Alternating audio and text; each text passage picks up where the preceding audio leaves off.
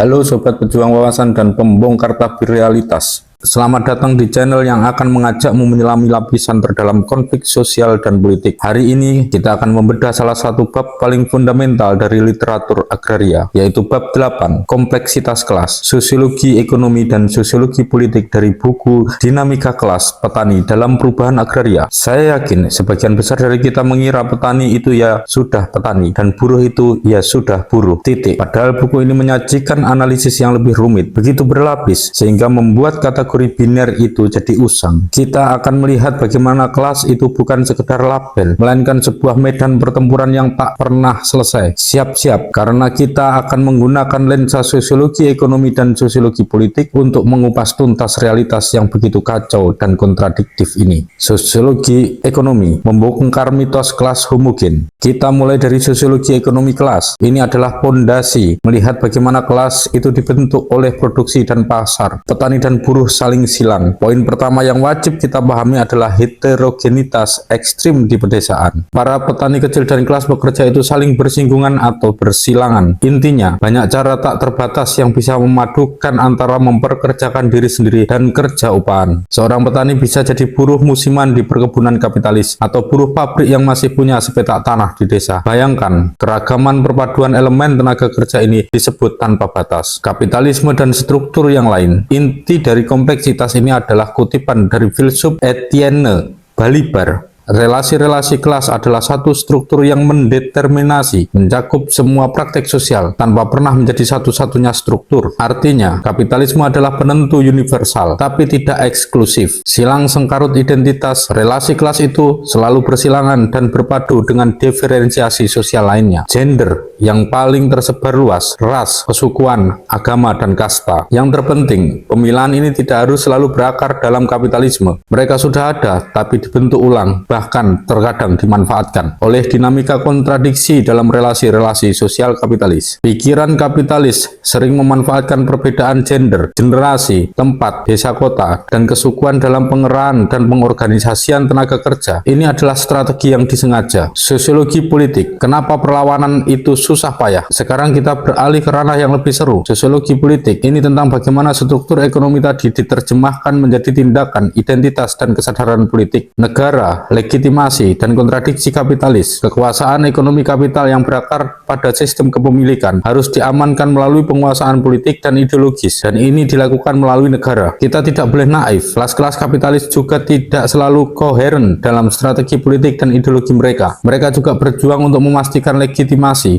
atau setidaknya persetujuan atas apa yang mereka lakukan. Mitos fakta sosial menjadi fakta politik. Inilah bagian paling kritis. Mamdani mengingatkan bahwa penerjemahan dari penderitaan atau eksploitasi fakta sosial menjadi aksi kolektif fakta politik itu selalu bersifat sementara dan tidak dapat diprediksi. Kenapa? Karena seperti yang Mamdani katakan, banyak cara bagi kekuasaan untuk melakukan fragmentasi berbagai situasi dan pengalaman orang-orang yang ditindas. Pengalaman yang terfragmentasi, kerja tidak mengalami penindasan semata sebagai kelas, tetapi melalui identitas spesifik yang terfragmentasi. Penduduk kota atau desa, pekerja industri atau pertanian, laki-laki atau perempuan, hitam atau putih, perbedaan regional atau etnis, dan seterusnya. Prioritas perjuangan. Pertarungan memperebutkan kelas. Barbara Harris Wedge dan Nandini Kopstu merumuskan ulang persoalan ini dengan brilian. Pertarungan memperebutkan kelas mendahului dan menjadi syarat bagi pertarungan antar kelas. Bayangkan, di India, mayoritas terbesar dari kelas-kelas pekerja masih berjuang agar identitas mereka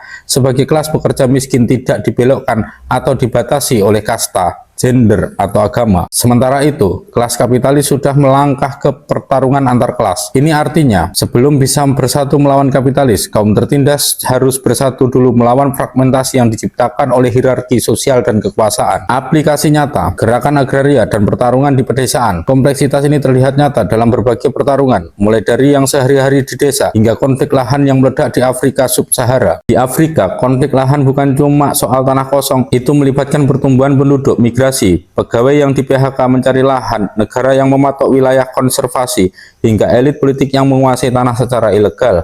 Semua ini memunculkan diferensiasi sosial mendalam, kaum muda versus tetua, laki-laki versus perempuan, pertentangan antar suku dan antar agama.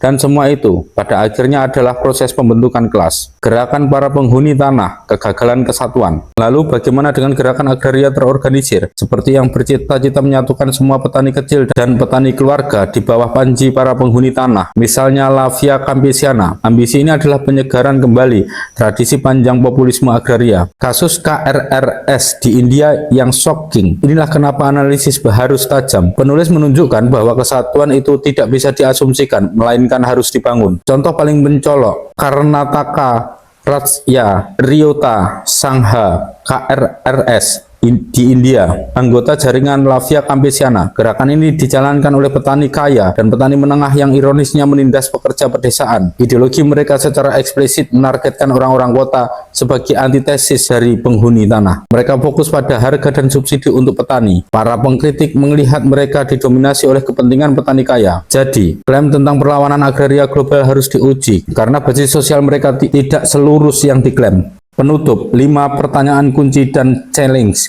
Untuk menutup buku ini, penulis menyajikan serangkaian pertanyaan kunci dari Boras dan kawan-kawan yang wajib kita renungkan. Apa basis sosial dari gerakan agraria? Kelas atau kelompok mana yang mereka klaim? Dan bagaimana kita menguji klaim itu masuk akal? Isu apa yang menyatukan atau memecah belah gerakan? Dan mengapa? Seberapa efektif aksi mereka dalam mengubah struktur agraria, dan siapakah yang diuntungkan oleh perubahan itu? Tambahan satu pertanyaan besar, mampukah pertanian keluarga skala kecil yang rendah input memberikan makan populasi dunia yang jauh lebih besar dan jauh lebih urban daripada saat petani kecil menjadi penghasil utama pangan dunia? Kompleksitas ini, mulai dari bursa berjangka Chicago hingga diferensiasi kelas di zona kapitalisme petani kecil yang terus berubah, adalah realitas yang harus dihadapi oleh para aktivis. Slogan yang memesona dan daftar pahlawan bajingan saja tidak cukup. Dibutuhkan analisis efektif atas realitas sosial yang kompleks dan kontradiktif. Memahami dinamika kelas harus selalu menjadi titik berangkat dan elemen sentral